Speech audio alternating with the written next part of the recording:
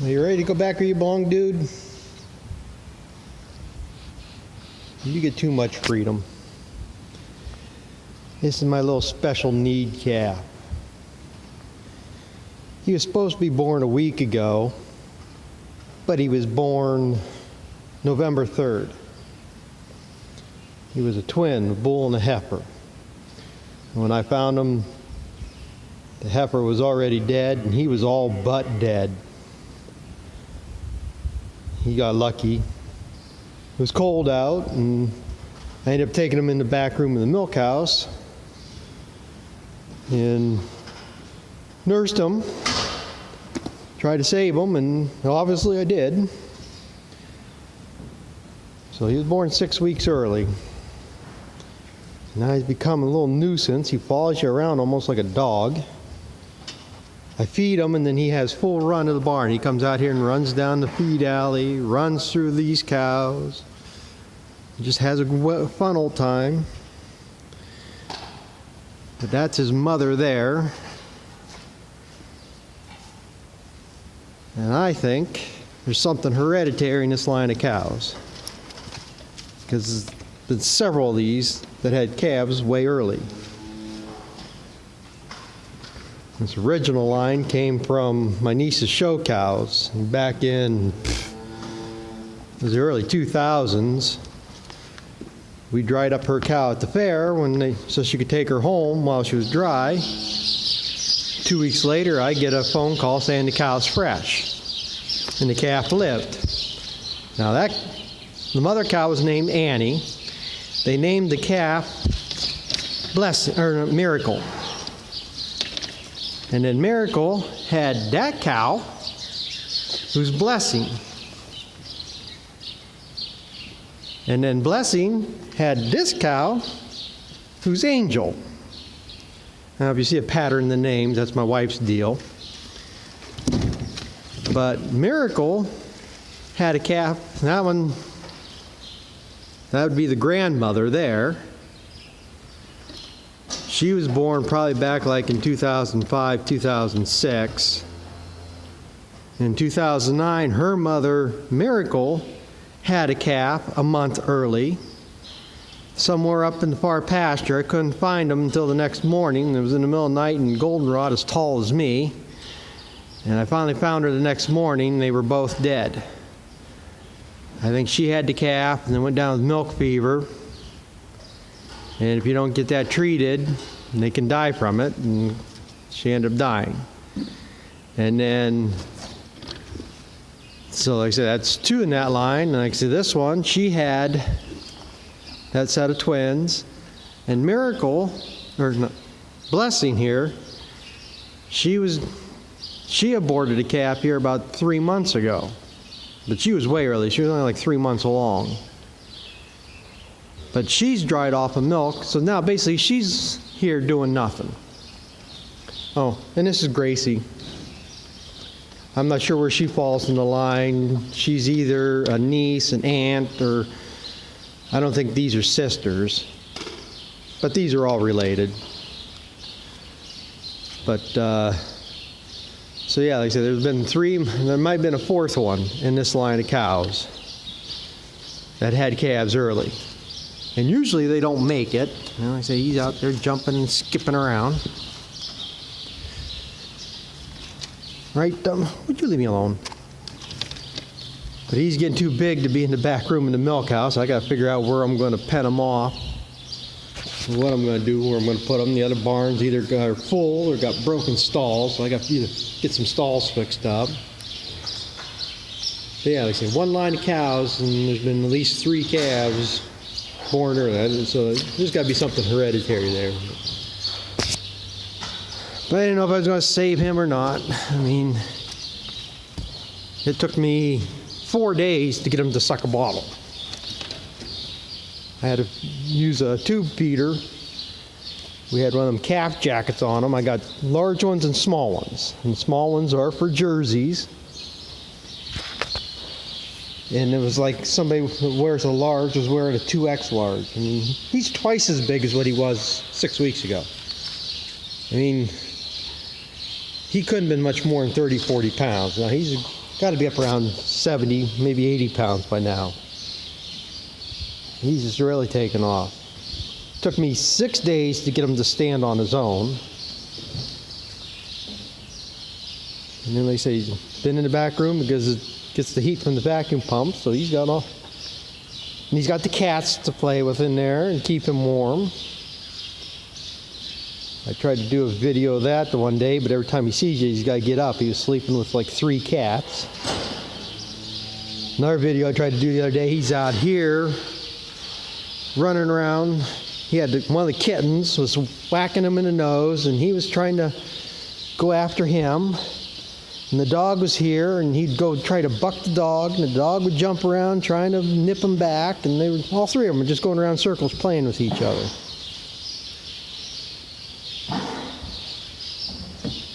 But yeah, and see, I've had other ones born early, and they usually don't make it. And they usually might live 3 to 4 weeks, and then they end up dying because their internal organs ain't completely developed yet. And they could have liver problems with their liver and stuff, and there's really not much you can do.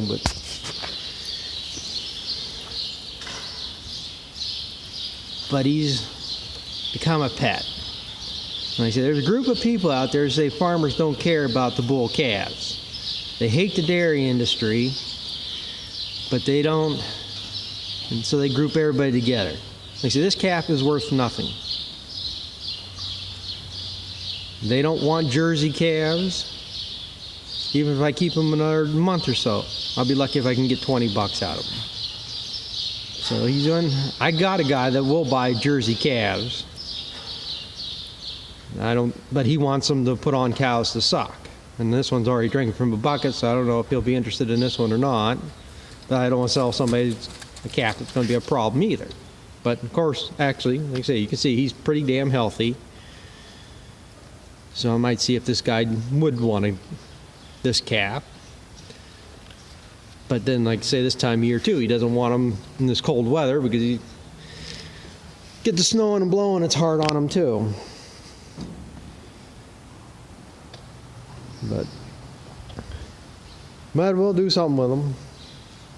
You know, be a pet for a couple years and then end up being sold or something. Because these are actually one of the worst ones to be raising bulls. Jersey bulls are some of the meanest. Jersey cows are pretty damn cooperative and nice. But right there, I don't even know why I keep them tied here in the parlor, but this is a Jersey bull about a year old. He never got his horns cut this spring. But he's getting an attitude to him now. So he's got to get moved out of here too, either into another stall or he's probably going to go down the road. Because I really don't have anywhere to put him, and feed's short this year, and dairy prices are down, so you got to cut out what you don't need. But yeah. I don't know why I ended up with all these jerseys. That one there's due.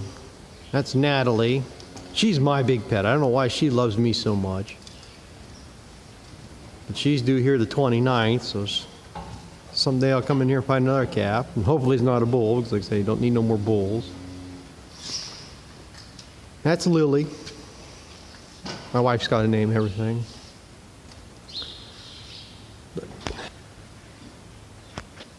Oh yeah, I was going to show here. People might wonder what a tube feeder is. This is a tube feeder. You fill that up with the milk, and then you got to be careful. You slip that down its throat. You got to get past its. Now I'm going to get the names mixed up. The trachea, the flap into the back of your throat. There's a flap that divides between going down to your stomach and going into your lungs. And you got to make sure this gets down into the stomach. You got to listen, make sure the calf is breathing. If it, bellow a little bit, because if you get this in his lungs and you put the milk in his lungs, pretty much going to die. But you get that down its stomach and you tip it up and just like giving it an IV, but you make sure you get it. Because like I say, that calf could not suck at all. It would barely open its mouth. And you got to get something warm in it to warm it up. And that's the other thing. It's always a good idea to keep on hand. I think I got some left here. A bag of colostrum. I usually have 3 or 4 in here, but I'm getting low there right now. And this last brown sauce is, I usually put my cows from and try to save from the older cows because they usually have better colostrum. And the date you save it, put it in the freezer. It's good for up to at least 6 months. I think they say it's good for a year, but it usually doesn't stay around that long. So usually I got 3 or 4 bags in there. I just throw that in a water bath of hot water until it thaws out some. And because like I say, that cow being fresh 6 weeks early, she had no milk. She came into milk. She's milking pretty good here right now, but like I say, get that in the calf. And like I say, I ended up using 2 feeder on him.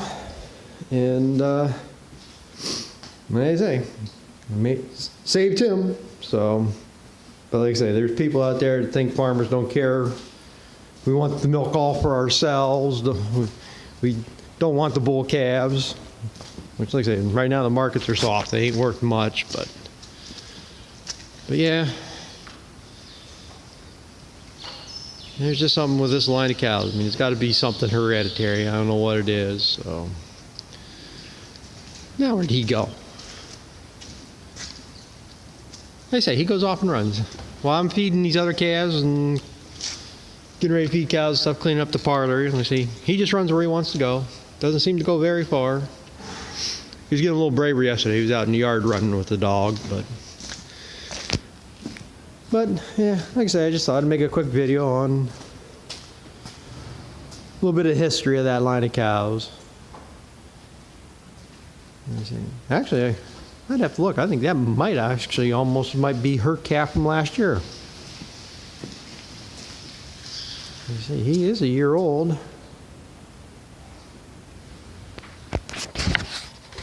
Okay, I just went back here and looked. The one that just had them twins, it's 170. The one tied next to her is 211. So that's her daughter from 2015. And then in 16, she had a heifer calf, but it was dead. And then in 17 here, where is it?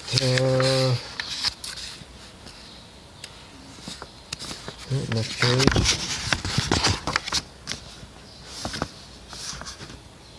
That's her bull calf. He was born November 20th.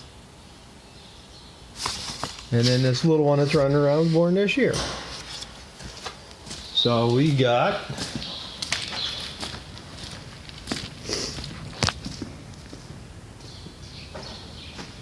so that's mother, daughter, son. So this is 15 daughter, 16 daughter died, was born dead.